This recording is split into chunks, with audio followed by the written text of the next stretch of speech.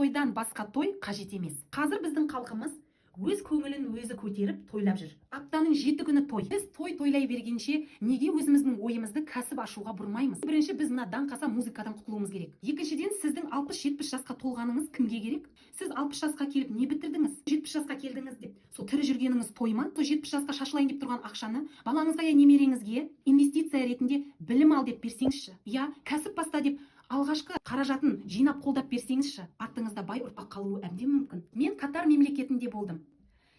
Ақ шағылға қала тұрғызылған, көз тоймайды. Инфраструктурасы керемет дамыған. Халықтың жағдайы мен условия комфорты үшін бәрі жасалған. Бір ғана мұңайдың арқасында. Ол білімнің нәтижесі. Ал бізде ше? Бізде алтын, мыс, мұңайда бәрі бар, бірақ білім жоқ. Бәріне билік кінәлі. Бірақ билікке де білімді адам керек шығар.